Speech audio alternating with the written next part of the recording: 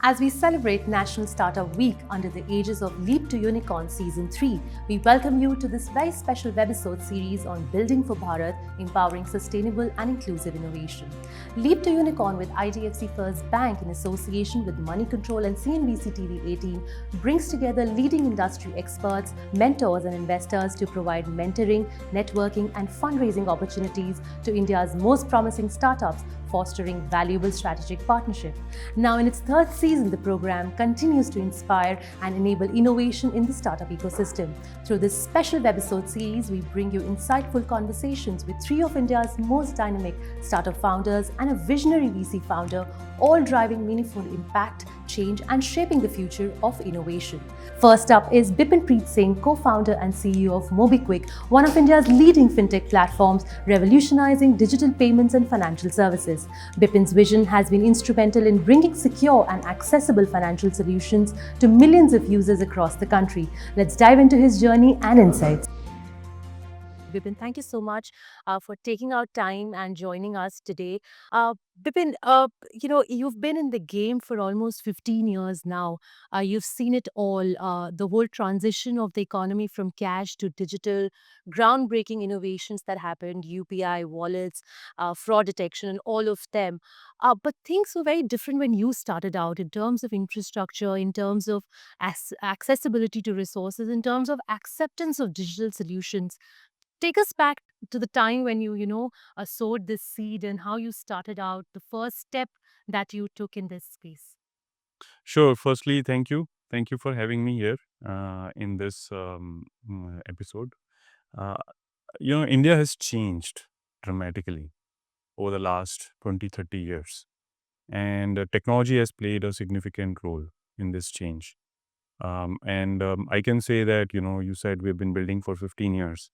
Been extremely, extremely fortunate and lucky to be living in this time when everything what we are doing in India is growing and changing.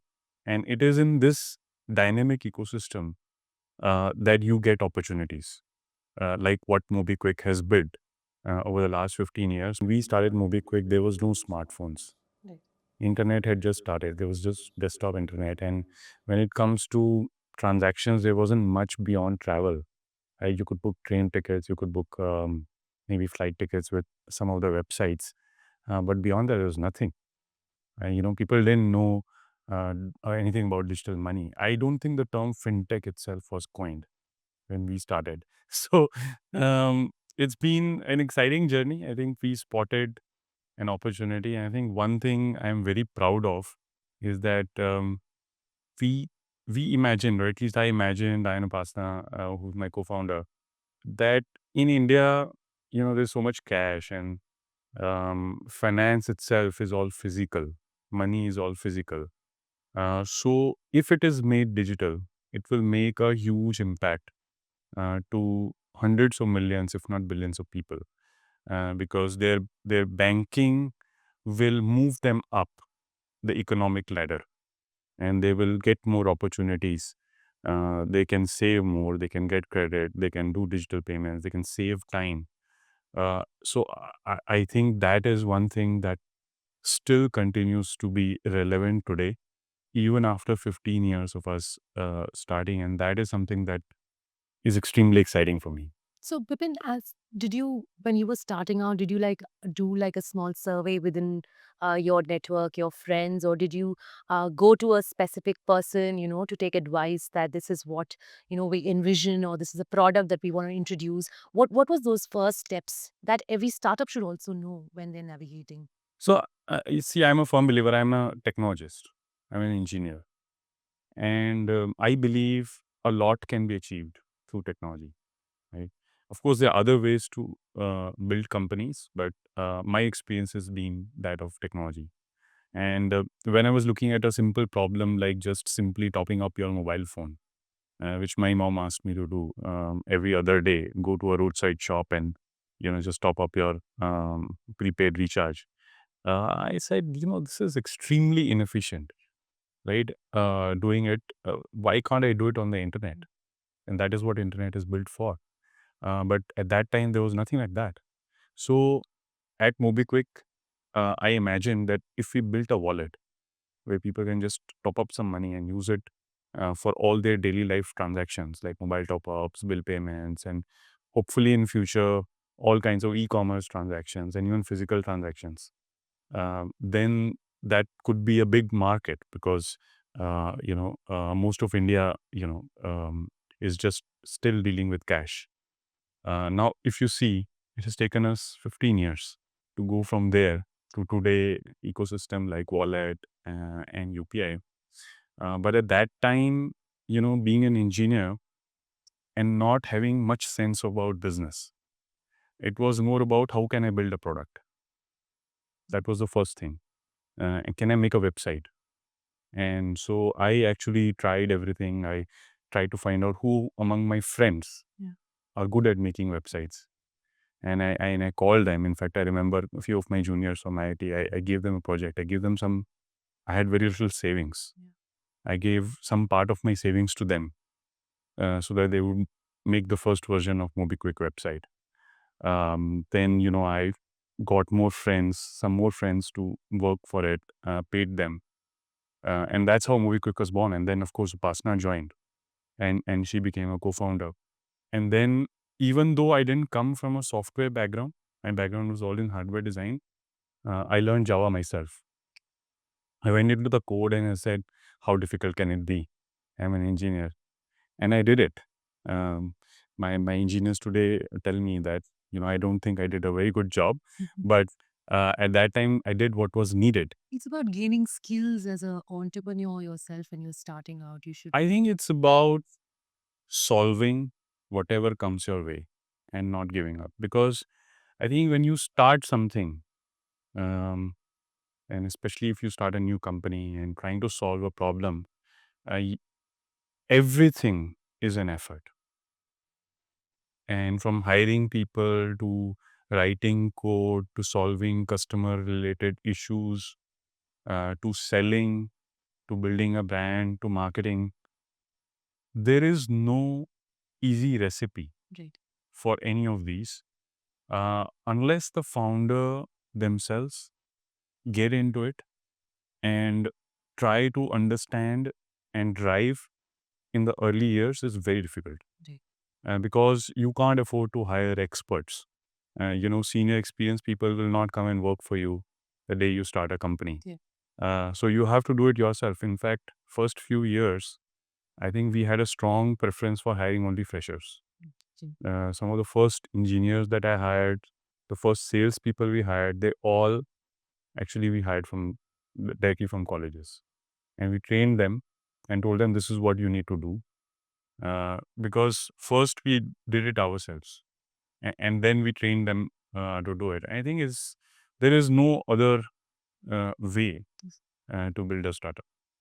Bipin, does having a co-founder make a difference, like in terms of when you It makes a huge difference.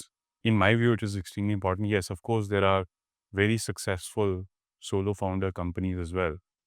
But I think having a co-founder makes the first few years especially much, much easier. And then you always have a sounding board.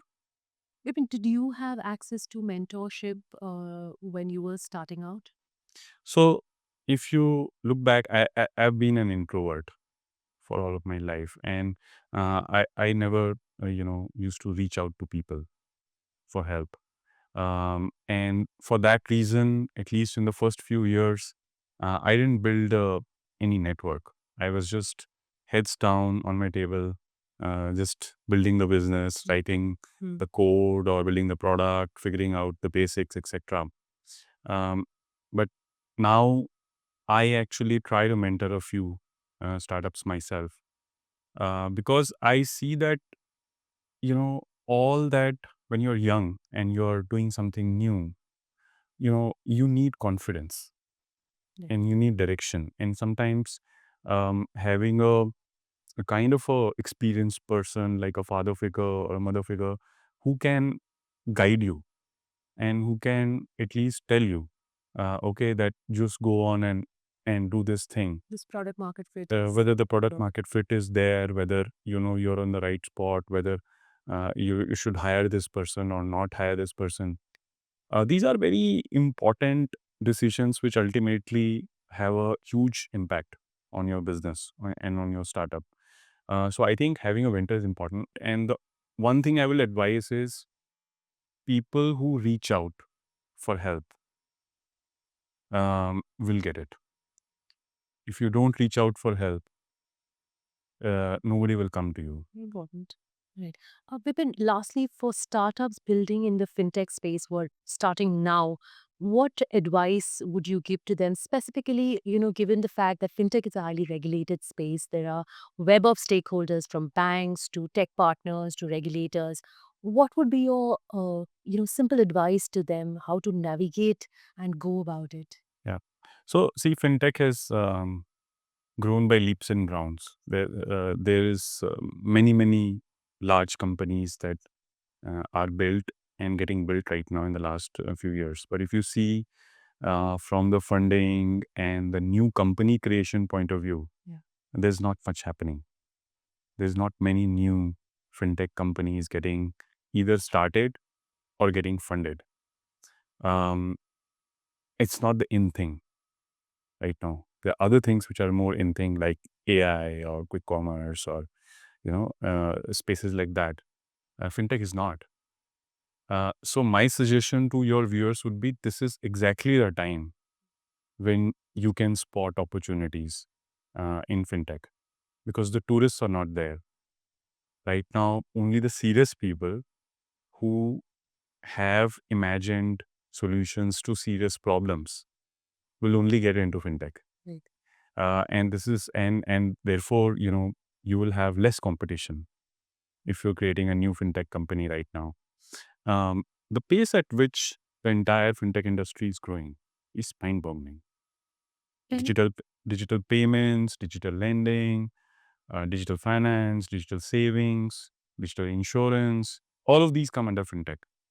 And there are companies which are doing directly B2C. There are companies which are becoming like provider to other banks and other fintech companies. The space is so big. You imagine the BFSI sector in India, which is listed companies, which includes banks, NBFCs, insurance companies, mutual funds, etc. That is a very large percentage of our stock market. Right. And all that is getting digitized. So all you have to figure out is, as somebody who's interested, is to figure out where can I start? What is the space? It may not be the same things that, let's say, a MobiKwik is doing, some other people are doing, but a newer space or a solution to any one of these companies. But the opportunities are endless. Anything interesting, Bipin, that you came across a startup building or any particular tool? Fraud detection is lot spoken about. There are products being built in AI. Anything, any new innovation that So you have identified a very important and critical area of fintech, which, to my belief in India, there's not much has happened. And there's a huge space for technology play. I would say if you apply your mind, there is a whole lot of opportunity in fraud prevention, fraud detection. Not just that, a related area which is very critical for fintech and finance in general is cybersecurity. Right. And because, if your money is digital, then it will be stolen digitally. Right. Right. And so I think there is a huge opportunity in this space. I don't think there are even more than handful of companies in this space right now who are trying to solve this. So this is one space. The other space, there are other new spaces which are coming up. Like um, I would say that in India, in digital savings is another area which is a huge opportunity.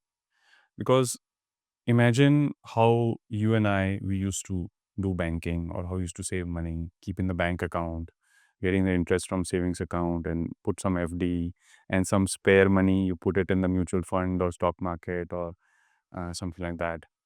Now, all that, imagine at the scale of India, not to people like you and me, but someone who has a smartphone but lives in a tier 2, 3, 4 city. doesn't speak English. English is not their first language. But do they still want similar kind of service, similar kind of solutions? They want to make returns on whatever money they earn. So I think there is a huge opportunity in fintech per se to focus on beyond the top tier 1, 2, 3 with new form factors, whether it is language related, whether it is form factor related, whether it is based on voice, and maybe I think the whole new uh, development that is happening in AI has a huge opportunity when it will be applied to fintech properly. Currently, there is literally nothing. Lots to learn here, Bipin. Thank you so much for joining us today, and thank you. Thank you.